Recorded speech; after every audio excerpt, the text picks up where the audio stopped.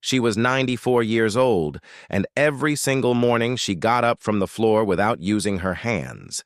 Not from a chair, not from a bed with a metal rail, from the floor. She would lower herself down each night onto a thin futon mattress, and each morning she would rise from it, slowly, deliberately, but without help, without pain, without that grinding stiffness that most people half her age already accept as a normal part of waking up. I had been practicing medicine for over 40 years when I met her. I had seen thousands of patients. I had read the studies, followed the research, attended the conferences. And yet, standing in her small home in the Nagano countryside, watching this woman move with a kind of quiet, unhurried ease that most of my patients in their 50s could no longer manage, I realized I was looking at something that no medical textbook had ever fully explained to me. She was not an exception. That was the part that took me the longest to understand. My name is Dr. Kenji, and for the past 4 decades I have worked in longevity and preventive medicine in Japan. I want to be honest with you from the beginning. What I am about to share with you is not a wellness program. It is not a supplement protocol. It is not a collection of motivational advice dressed up in medical language. What I am about to share is a clinical observation. Something I have documented across hundreds of patients and dozens of communities about why certain people age without the physical deterioration that we in the West have come to treat as inevitable. Morning stiffness is one of the most common complaints I hear from patients over 50, and the assumption, both in patients and, frankly, in many medical circles, is that it is simply what happens. Joints wear down, tissues lose elasticity. Inflammation becomes chronic. You wake up feeling like your body needs 30 minutes to remember how to function, and you accept it because everyone around you is doing the same thing. But here is what I observed in the elderly populations I studied.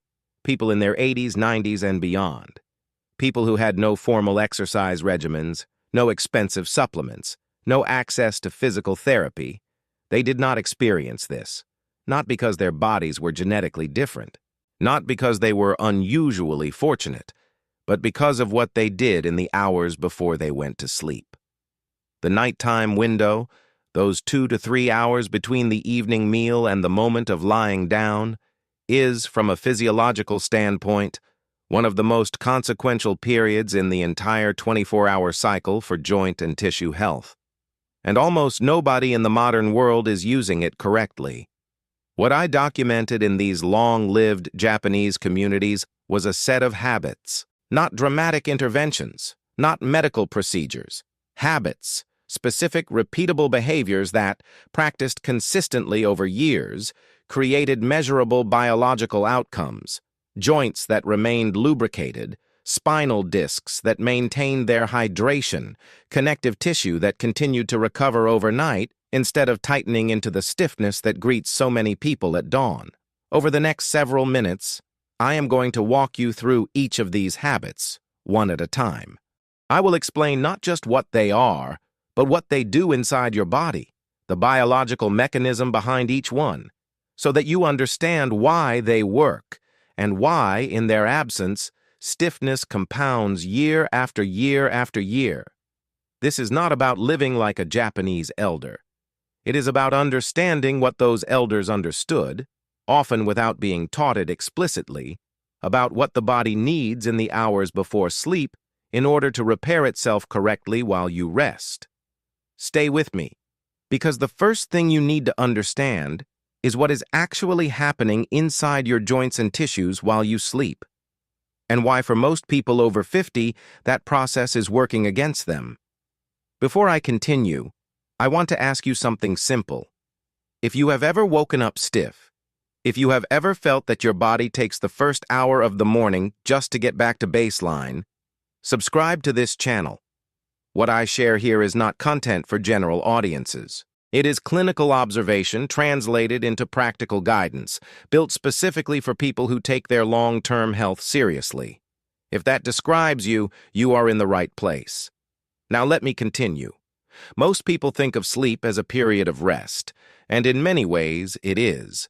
The heart slows, breathing becomes shallow, the body enters a state of reduced metabolic activity. But for your joints, your connective tissue, and your muscle fascia, nighttime is not passive. It is a repair window. And whether that window works in your favor or against you depends almost entirely on the conditions your body enters it with. Let me start with synovial fluid, because this is the foundation of everything I will explain in this video. Your joints, your knees, your hips, your shoulders, your spine are not bone grinding against bone. Between those surfaces sits a thin layer of fluid, synovial fluid. It acts as both a lubricant and a delivery system, carrying nutrients directly into cartilage, which has no blood supply of its own. Cartilage cannot feed itself. It depends entirely on the movement of synovial fluid to receive what it needs to stay hydrated and intact. Here is the problem. Synovial fluid does not circulate on its own. It moves through compression and release, through the mechanical loading and unloading of the joint as you move. When you walk, bend, stand, sit, the rhythmic pressure change pushes fluid into the cartilage and pulls it back out, delivering nutrients and removing waste products with each cycle. This is why movement is not just beneficial for joints. It is biologically necessary for their survival. Now consider what happens when you lie completely still for 7 or 8 hours. The compression and release cycle stops. Synovial fluid becomes stagnant. The cartilage begins to lose its hydration. Over the course of a single night, in a joint that entered sleep with low fluid circulation to begin with, this creates a measurable deficit. By morning, that joint is less lubricated, more compressed, and more sensitive to load. When you first stand up and try to move, you are feeling, physically, the result of that overnight stagnation. This is the mechanism behind morning stiffness. Not mystery, not age alone. A predictable biological outcome of prolonged inactivity in a fluid system that requires movement to function. But synovial fluid is only part of the picture. The other critical structure is fascia, the continuous sheet of connective tissue that surrounds and connects every muscle, bone, nerve, and organ in your body. Fascia is largely water. It is viscoelastic, meaning it behaves differently under slow, sustained pressure versus rapid loading. When it is well hydrated and regularly mobilized, it glides. When it is dehydrated or immobile for extended periods, it begins to adhere, to stick to adjacent tissues. Those adhesions accumulate. Over time, they restrict movement and create the tight, pulling sensation that characterizes morning stiffness in the hips, the lower back, the shoulders, and the neck. After the age of 50, both of these systems, synovial fluid circulation and fascial hydration, become measurably less efficient. The body produces slightly less synovial fluid. Fascial tissue loses some of its elasticity. The overnight recovery window becomes narrower. This does not mean that the processes stop working. It means they require more deliberate support to work correctly. This is the core insight that the elderly Japanese patients I studied seemed to understand instinctively. They were not trying to reverse aging. They were maintaining, through consistent nightly habits, the conditions their joints and connective tissue needed to complete the repair cycle properly before morning. There is one more element here that most people overlook entirely: the role of inflammation. Inflammatory processes in the body follow a rhythm. Certain pro-inflammatory cytokines, molecules that signal and amplify inflammation, are produced in greater concentrations in the late evening and early morning hours. This is a normal part of immune function. But in people whose baseline inflammatory load is already elevated due to diet, chronic stress, or metabolic factors, this nighttime inflammatory surge becomes amplified. The result is not just stiffness, but the kind of deep, aching tightness that many people over 50 describe upon waking. Not just a joint that needs to warm up, a body that feels like it spent the night fighting something. The habits I will describe in the sections that follow work precisely because they address each of these three mechanisms: synovial fluid stagnation, fascial adhesion, and overnight inflammatory amplification. Each habit targets a different piece of the same biological problem. Together, they create the conditions in which the nighttime repair window functions the way it is supposed to, And the result, documented over years in the populations I observed, is a body that wakes up not stiff, but ready. Let me begin with the first and perhaps most underestimated of these habits. In the part of Japan where I conducted most of my long-term observations, the rural Nagano region, one of the areas with the highest concentration of centenarians in the country, almost every elderly person I interviewed shared one behavior that I initially dismissed as cultural preference. Every evening before sleep, they bathed. Not showered, bathed. Submerged in warm water for 15 to 20 minutes, sometimes longer, in a traditional deep soaking tub called an ofuro. I had seen this practice my entire life. I had grown up with it myself. It was not until I began comparing the joint health outcomes of elderly patients in these communities against patients in more urbanized areas, where this practice had largely been replaced by quick showers, that I started to take it seriously as a clinical variable. What I want you to understand is that this is not about cleanliness, and it is not about relaxation in the emotional sense.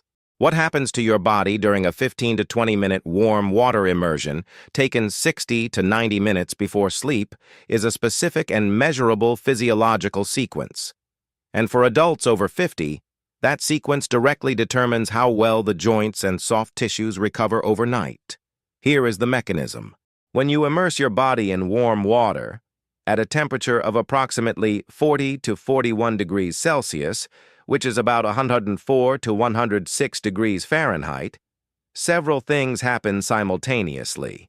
Your peripheral blood vessels dilate, blood flow to the muscles, skin, and connective tissue increases substantially.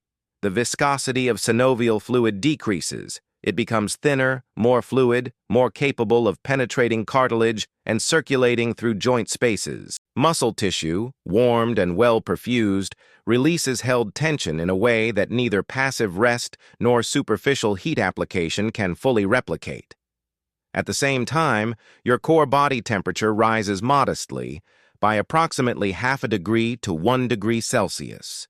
This elevation is not random in its effects. Research in thermoregulation has consistently shown that the body initiates its deepest, most restorative sleep cycles in the window following a mild elevation and then drop in core temperature. When you exit the bath, your body begins to cool. That cooling, radiating heat outward from the dilated peripheral vessels, sends a biological signal that accelerates the transition into slow-wave sleep, the stage in which the majority of tissue repair occurs. This means that a warm bath taken at the right time before sleep does two things simultaneously. It prepares the joints and soft tissues for recovery by increasing circulation and reducing fluid viscosity, and it primes the nervous system for the deepest possible sleep, the sleep during which growth hormone is released, connective tissue is rebuilt, and inflammatory markers are partially cleared. The timing matters. This is not something to do immediately before lying down. If done correctly, finishing the bath 60 to 90 minutes before sleep, the rise and subsequent fall in body temperature aligns with the natural sleep onset process. If done too close to sleep, the body is still in the vasodilated, elevated temperature state, which can actually delay sleep onset. What does this mean for joint health specifically? The cartilage that receives nutrients through synovial fluid circulation benefits directly from the increased fluid mobility produced by warmth. Fascia, which is highly responsive to temperature, becomes more pliable and less prone to adhesion formation during periods of heat exposure. In a study examining Japanese elderly populations, those who maintained regular evening bathing habits showed significantly lower rates of reported morning joint stiffness compared to demographically similar groups who had discontinued the practice. I want to address the practical question that I know many people watching this will have. Not everyone has access to a deep soaking tub. Not every home in the United States or elsewhere is equipped for this kind of bathing. The important thing to understand is that the mechanism here is thermal. It is about raising tissue temperature and increasing peripheral circulation for a sustained period. A shower does not accomplish this as effectively because the heat exposure is brief, localized, and does not include the hydrostatic pressure of immersion, which itself contributes to fluid movement through tissues. However, a long, warm shower directed at areas of chronic tension, the lower back, the hips, the neck, combined with deliberate slow movement in the warmth, can approximate some of these effects. The closer you can get to the original mechanism, sustained warm immersion, the more reliably you will reproduce the outcome. And the outcome, in the patients I observed over decades, was consistent. Joints that entered sleep warmer, more hydrated, and better perfused were joints that woke up with measurably less stiffness the following morning. This is the first habit. It is also, in my clinical experience, the one with the most immediate and noticeable effect when adopted consistently. But it works best in combination with the next variable, which has nothing to do with water and everything to do with what you eat and when. There is a window of time in the evening, roughly the 2 hours before sleep, during which what you eat, and whether you eat at all, has a disproportionate effect on what happens inside your joints overnight. Most people are not aware that this window exists, and in the populations I studied in Japan, the management of this window was one of the most consistent differentiators between those who aged without significant stiffness and those who did not. I want to begin with the inflammation piece, because it is the most clinically significant and also the most misunderstood. Inflammation is not a disease. It is a process, a biological response that the immune system uses to repair damaged tissue, fight infection, and clear cellular debris. In a healthy functioning system, inflammation is initiated, it does its job, and it is resolved. The problem in aging, and particularly in Western lifestyle patterns, is that this resolution phase becomes impaired. Inflammation becomes chronic, low-level, persistent, never quite turning off. And this chronic background inflammation is one of the primary drivers of the joint pain and stiffness that accelerates after 50. What most people do not appreciate is that inflammatory activity in the body is not constant throughout the day. It follows a circadian rhythm. Certain pro-inflammatory molecules, interleukin-6, tumor necrosis factor alpha, and others, are produced in greater quantities during the late evening and early morning hours. This is normal. The immune system uses this timing strategically, but in someone whose baseline inflammatory load is already elevated, this natural nighttime surge can become significantly amplified. The joint that was manageable during the day becomes genuinely painful by morning. Now, here is where food timing becomes critical. Digestion is metabolically demanding. When you eat a substantial meal, your body mobilizes significant resources to process it. Blood flow is redirected to the digestive organs. Insulin is secreted. Metabolic rate increases. This process takes several hours, and while it is occurring, the body's capacity to prioritize anti-inflammatory repair is reduced. It is not that digestion and repair are mutually exclusive, but they compete for resources, and when digestion is incomplete at the time you fall asleep, the overnight repair processes associated with deep sleep are compromised. In the elderly Japanese communities I observed, the last meal of the day was consistently taken 3 to 4 hours before sleep. Not because of a formal dietary rule, but because the traditional daily rhythm, organized around daylight, naturally placed the evening meal in the late afternoon or early evening. By the time these individuals lay down to sleep, digestion was largely complete. The body was not managing an active metabolic load.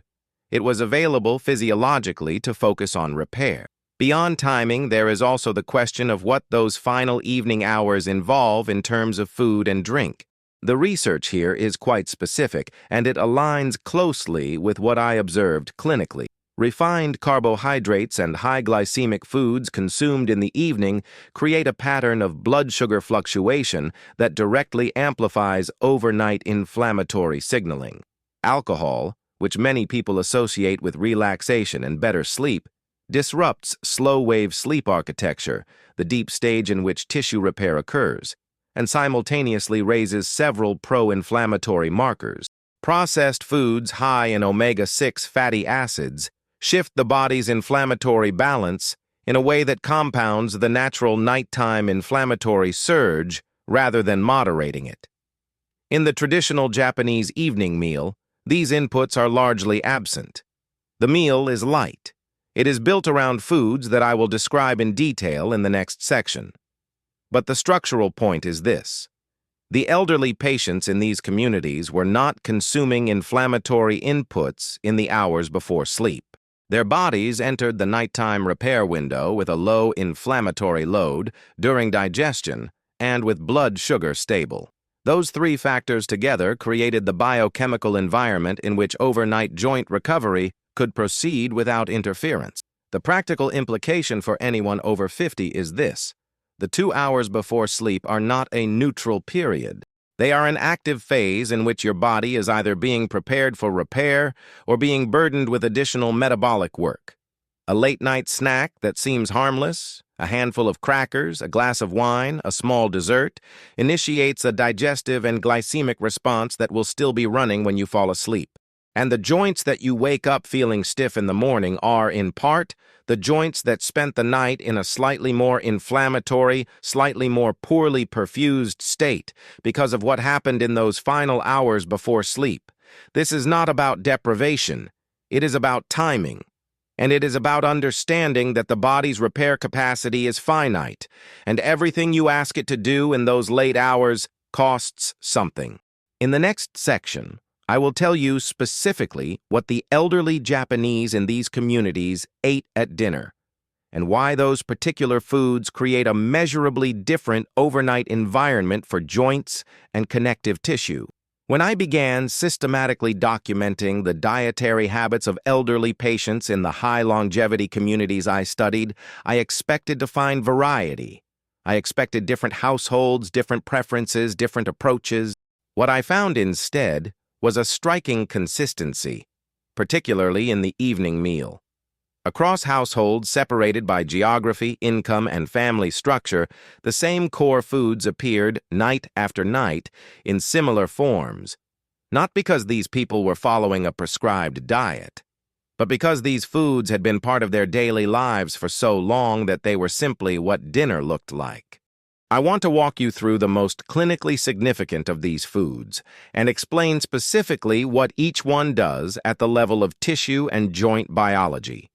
Because understanding the mechanism is what separates a habit you maintain from a habit you abandon when it becomes inconvenient. The first and perhaps most structurally important food in the traditional Japanese evening meal is dashi-based soup, a broth made from kombu seaweed and dried bonito fish, forming the base of miso soup and many other dishes. This broth is rich in glutamate and specific amino acids, but its relevance for joint health comes from a different direction. Kombu is one of the richest dietary sources of fucoidan, a sulfated polysaccharide that has been studied for its effects on synovial membrane health and its capacity to inhibit certain inflammatory enzymes. Beyond the kombu, the bonito component provides inosine monophosphate and peptides that have demonstrated anti-inflammatory activity in multiple research models. Every evening meal in these households began with a bowl of soup built on this broth. It was not optional.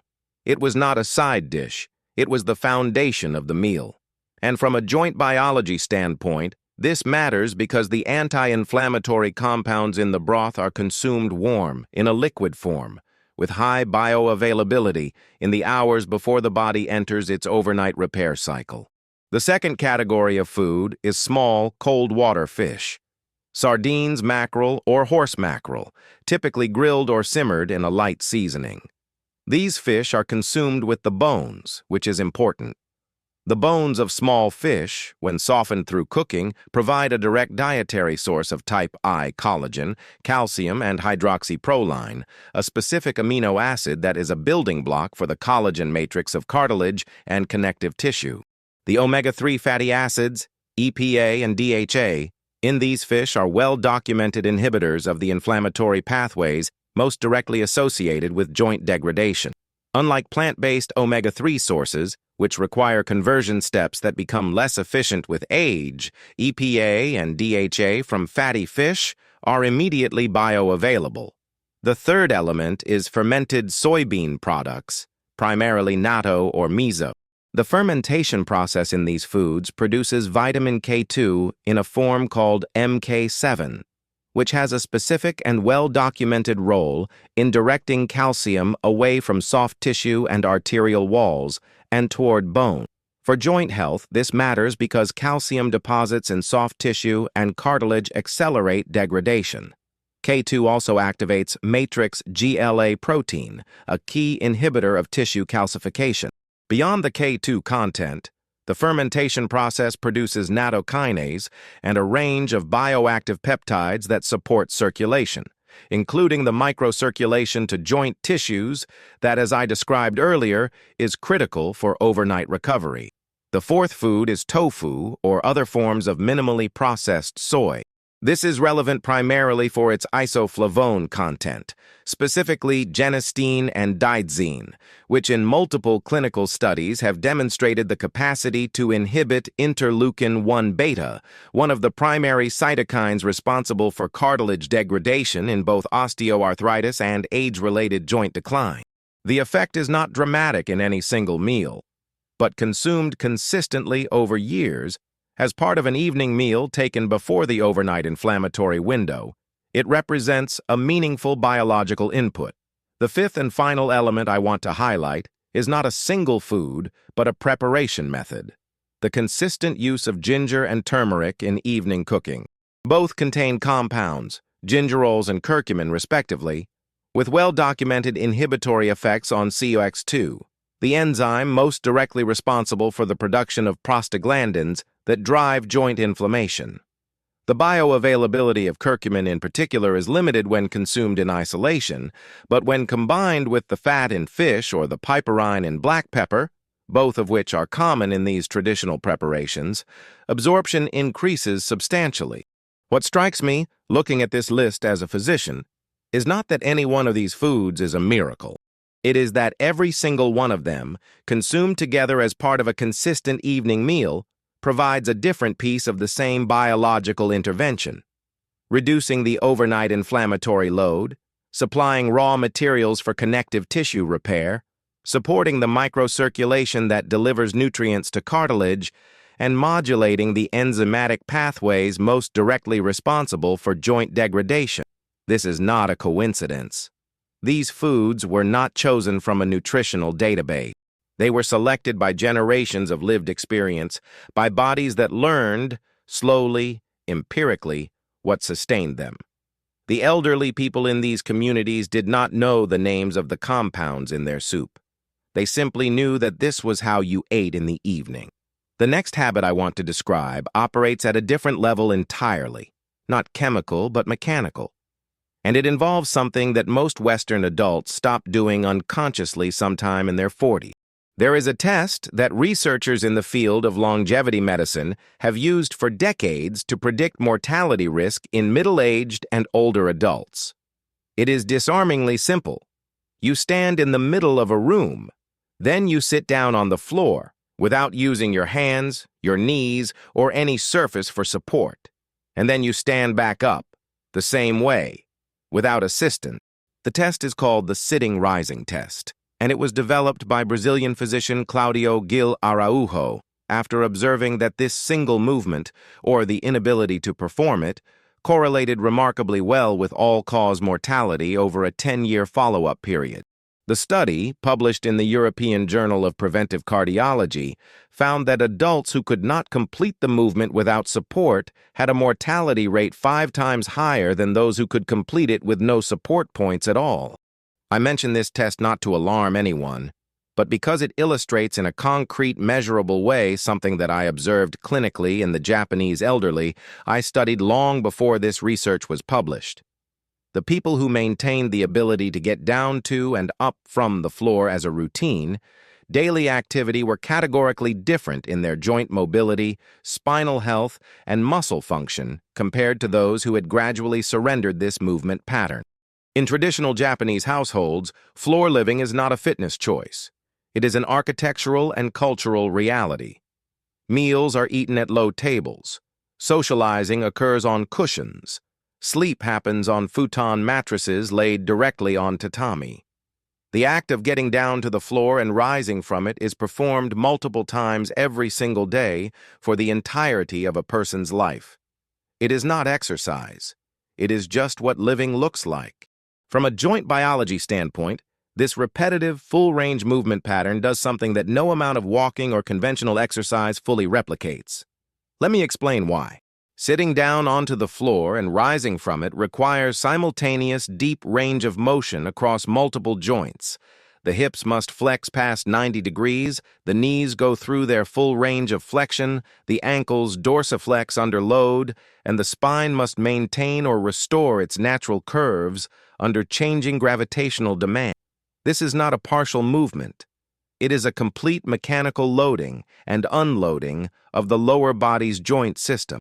Each time this movement is performed, synovial fluid in the hip, knee, and ankle joints is compressed and released through its full range. Not the narrow arc that walking produces, but the complete mechanical cycle from full load to no load and back. This is the most effective stimulus possible for synovial fluid circulation. It is the movement that cartilage is, in a biological sense, designed to receive. And in people who perform it multiple times daily throughout their lives, the cartilage in these joints maintains its hydration and integrity in a way that cartilage restricted to partial movement cannot. Beyond the joints, the hip flexors, the psoas and iliacus, are among the most consequential muscles for morning stiffness and spinal pain. In chair-dependent lifestyles, the hip flexors spend the majority of the day in a shortened, flexed position. Over years, they adaptively shorten. They lose their resting length. When you lie down at night, shortened hip flexors create a pulling force on the lumbar spine, contributing to the low back stiffness that is one of the most common morning complaints I hear from patients over 50.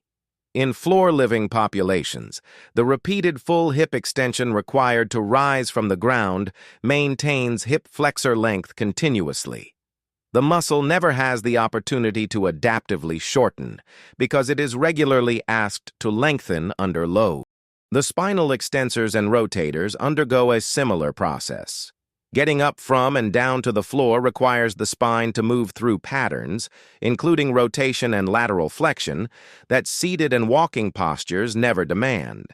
These movements maintain the functional range of the spinal facet joints, reduce the formation of adhesions in the paraspinal fascia, and keep the small, stabilizing muscles of the spine active and responsive. Now, here is the part that is most relevant to this specific topic. In the communities I studied, floor sitting was not confined to daytime activity.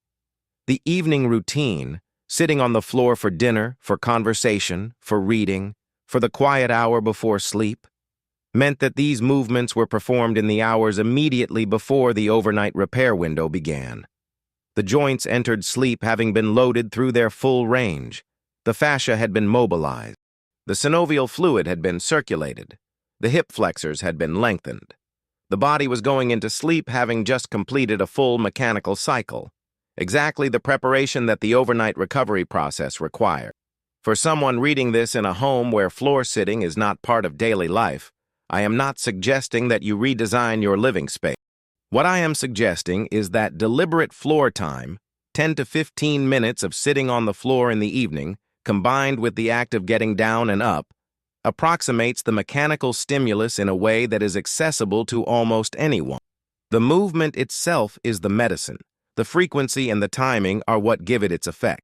This brings me to the next habit, one that operates at a completely different level of the body's architecture, and one that most people would never think to connect to morning stiffness at all.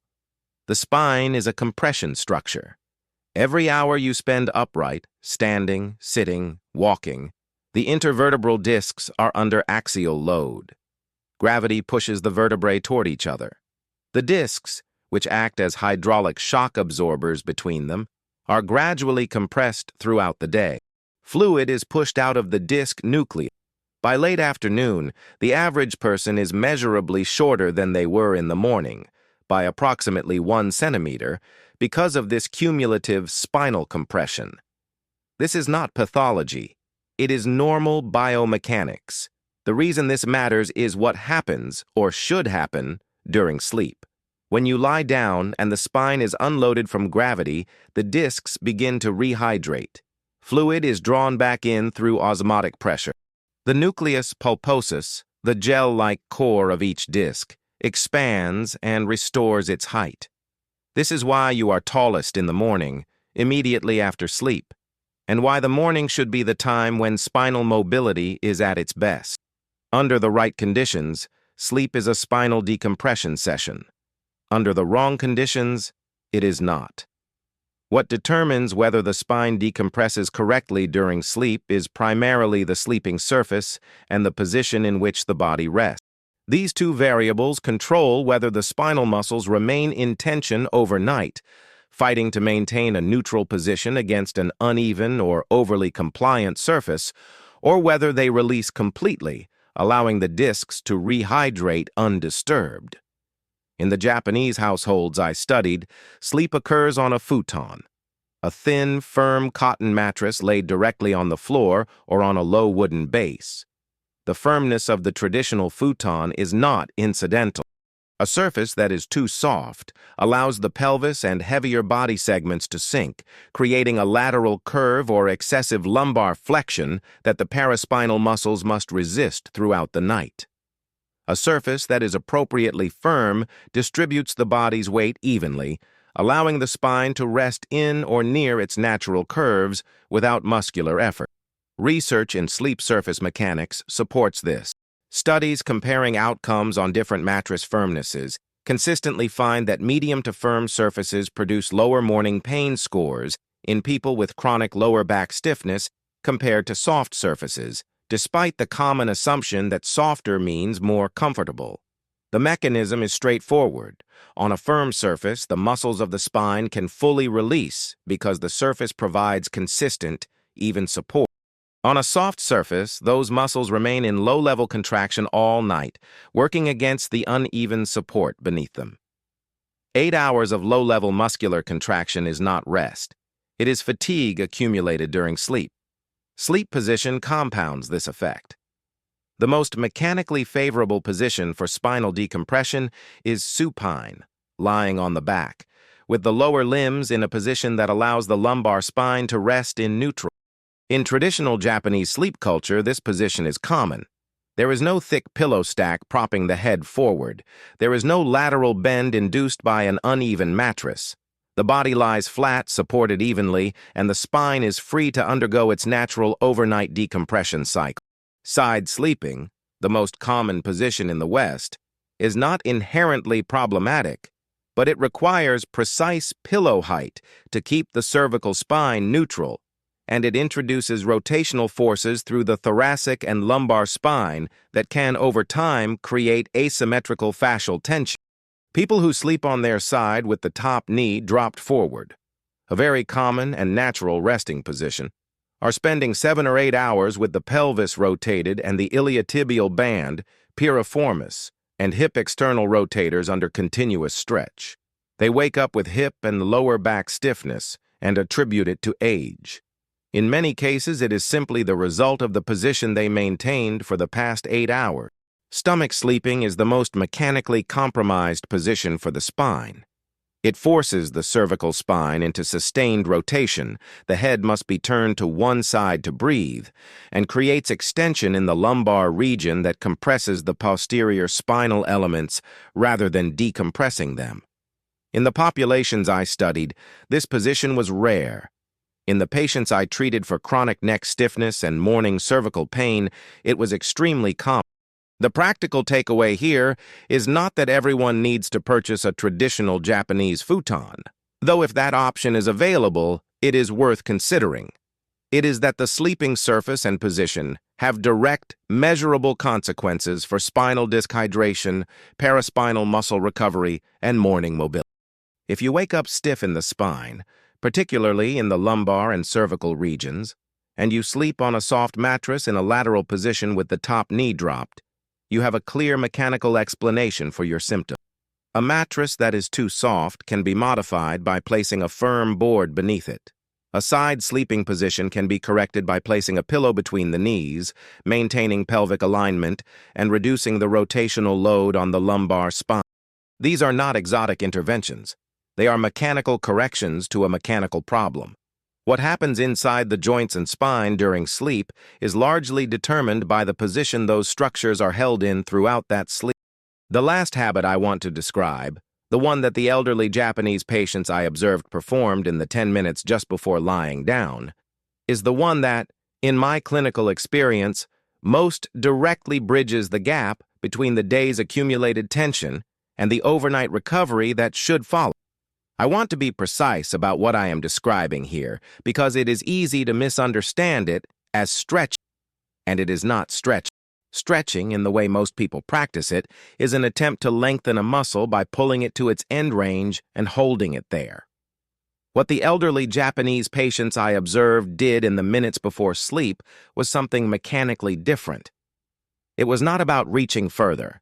It was about moving fluidly through a specific sequence of motions designed to accomplish one primary goal: circulating synovial fluid through the joints before the body entered a prolonged period of immobility. The distinction matters. Static stretching applied to cold, unstretched tissue, particularly in older adults, carries a risk of microtrauma.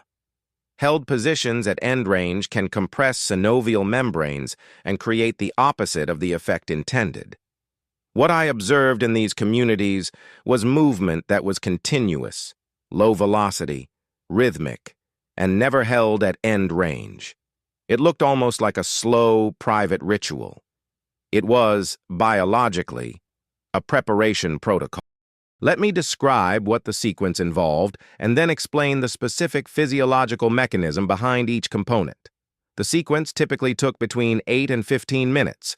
It was performed on the floor or on the futon itself, in the quiet of the bedroom or the main room after the household had settled for the night. The individuals who performed it did so not because they had been prescribed it by a physician, but because their bodies had given them consistent feedback over years. When they did this before sleep, they woke up better. When they skipped it, they did not. The sequence began with the hips. In a supine position, lying on the back, the knees would be drawn slowly toward the chest, one at a time, and then both together, through a gentle rocking motion, not a firm pull. A slow, controlled circular movement of the knees that took each hip through its full range of flexion and gentle rotation. This motion, sometimes called a knee hug or lumbar rocking, does several things simultaneously. It decompresses the lumbar facet joints, which have been under load all day. It stimulates synovial fluid movement in the hip joints through the compression-release cycle I described earlier. And it releases the tension held in the iliopsoas, the deep hip flexor that, as I noted in the previous section, tends to shorten in people who spend significant time seated. From there, the sequence moved to the ankles and feet. The ankles would be rotated slowly through their full range, clockwise and counterclockwise, and the toes flexed and extended repeatedly. The ankle joints are among the most frequently loaded joints in the body and also among the most neglected in recovery practices. They contain synovial spaces that benefit directly from this kind of passive, full-range circulation. The feet, meanwhile, contain a dense concentration of mechanoreceptors, nerve endings sensitive to position and pressure, and their stimulation before sleep activates parasympathetic nervous system tone, facilitating the shift toward the relaxed state necessary for deep sleep. The third component involved the thoracic spine. In a seated position on the floor, the hands would be placed on the knees or crossed over the chest, and the spine would be rotated slowly left and right, not to end range, but through the comfortable mid-range, repeatedly, with each rotation accompanied by a slow breath. The thoracic spine is the segment that accumulates the most rotational restriction in sedentary adults. Its facet joints, designed for rotation, become progressively restricted when that rotation is never asked of them. This simple seated rotation, performed for 2 to 3 minutes, maintains the mobility of these joints, and reduces the fascial adhesion that forms in the paraspinal and intercostal tissues over the course of a day of limited movement. The final component was cervical, a series of slow, deliberate neck movements, gentle forward and backward nodding, slow side-to-side rotation, and lateral tilts that brought the ear toward the shoulder without forcing rein. The cervical spine carries the head, approximately 5 kilograms of weight, in a position of moderate forward displacement for most of the waking day, particularly in the modern context of screen use. The muscles and connective tissues of the posterior neck accumulate tension and shortening continuously. Addressing this before sleep, moving the neck slowly through its ranges without force, without loading, allows the cervical paraspinal muscles to enter sleep at a resting length rather than a contracted one. What this entire sequence accomplished, taken together, was this. Every major synovial joint in the body had been moved through its range. Fluid had been circulated. Fascial tissue had been gently mobilized. Muscles that had been held in shortened or loaded positions all day had been given the opportunity to release. The body that lay down after this sequence was in a measurably different mechanical state than the body that lay down without it.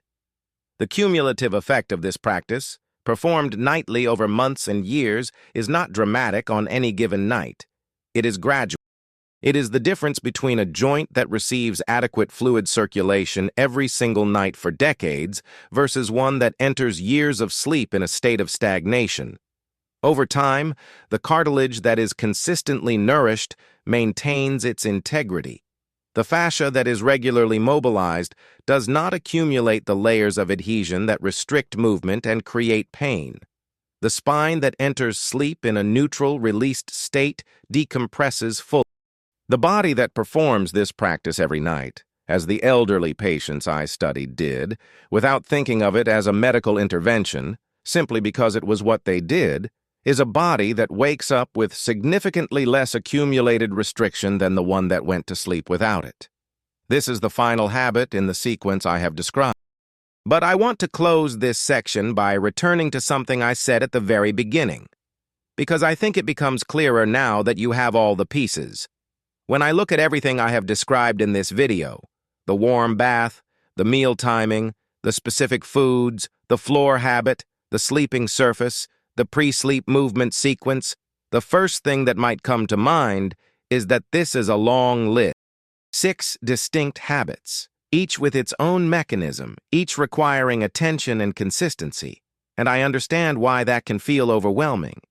But I want to offer you a different way of looking at it, because when you examine what each of these habits is actually doing at the biological level, they are all doing the same thing. They are all working on the same problem from different angles. Here is the central principle that unifies every habit I have described. The body's overnight recovery window is not a passive event.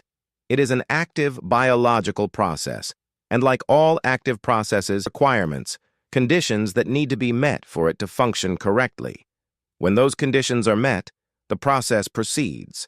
When they are not, it is compromised. And the consequence of a compromised overnight repair process is not felt in a single night. It accumulates. Slowly, over months and years, the joints that do not receive adequate fluid circulation begin to degrade. The fascia that is not regularly mobilized develops progressive restriction. The inflammatory load that is not adequately cleared each night becomes the baseline for the next day and the day after that. Morning stiffness in this framework is not a diagnosis. It is a measure. It is the body's most direct readout of how well the overnight recovery process functioned, which is itself a readout of how well the conditions before sleep were prepared. The warm bath creates the thermal and circulatory conditions that allow joint tissues to enter sleep in a state of increased perfusion. The meal timing ensures that the body's metabolic resources are available for repair rather than digestion when the deep sleep stages arrive. The specific foods consumed at dinner reduce the overnight inflammatory load and supply the biochemical raw materials for connective tissue maintenance. The floor habit ensures that every major joint has been loaded through its full range before sleep, stimulating the synovial fluid circulation that cartilage depends on. The sleeping surface and position ensure that the spine can decompress fully without the interference of muscular contraction. And the pre-sleep movement sequence ensures that the day's accumulated tension in muscles, fascia, and joints is discharged before the body commits to 8 hours of immobility. Each habit is a different entry point into the same system. And this is why they compound. A person who bathes before sleep but eats late and lies on a soft mattress in a twisted position captures only part of the benefit. A person who times their meals correctly but never moves their joints through a full range before lying down addresses one pathway while leaving others unattended. The elderly patients I observed who showed the most remarkable preservation of mobility into their 80s, 90s, and beyond were the ones for whom these habits were not individual practices, but a single integrated evening routine, a coherent approach to the same underlying problem. What this tells us, clinically, is that morning stiffness is not primarily a medical condition that requires medical intervention. It is, in the large majority of cases in otherwise healthy adults, a behavioral outcome. It is the result of a nighttime preparation window that has been consistently underused. And it is reversible, not through drugs, not through surgery, but through a set of specific, low-cost, repeatable behaviors practiced in the hours before sleep. I have spent 4 decades watching this play out in patients. I have watched people in their 70s and 80s maintain the kind of morning mobility that their peers had lost in their 50s. I have watched others enter stiffness and restriction progressively from their 40s onward, accelerating through each decade, not because their bodies were unusual, but because the conditions their bodies needed each night were never provided. The difference was not genetic. It was not luck. It was what they did between dinner and sleep. In the next part of this video, I will translate everything we have discussed into a practical protocol, a specific sequenced evening routine that applies these principles in a form that can be realistically adopted in a modern lifestyle. Because the goal of all of this is not knowledge for its own sake. It is the outcome. A body that wakes up ready rather than one that spends the first hour of the morning recovering from the night itself. If what you heard today made sense, not as wellness advice but as biology, then I want to ask you to do 2 things before you close this video. The first is to subscribe to this channel. What I share here is not general health content. It is clinical observation, drawn from decades of practice and from the study of populations that have solved the problems of aging in ways that modern medicine is only beginning to understand. If you are over 50, if you are watching your mobility and your energy and your joint health with the attention they deserve, this channel was built for you. New content is released consistently, and every video follows the same principle: specific mechanisms, practical application, no exaggeration. The second thing I want to ask is that you share this video with someone who needs it, with the specific person in your life who wakes up stiff every morning and has accepted it as inevitable. Because the most important thing I hope this video communicated is that it is not inevitable. It is a correctable outcome, and the correction is within reach of almost anyone. The habits I described today are not expensive. They do not require equipment or a prescription. They require consistency and an understanding of why they work, which is exactly what this video was designed to provide. If you have questions about any specific habit, about how to adapt these practices to your individual circumstances, about the research behind what I have described, leave them in the comments. I read them. And many of my future videos are built directly around the questions that come from this community. Thank you for watching, and pay attention to how you wake up tomorrow morning.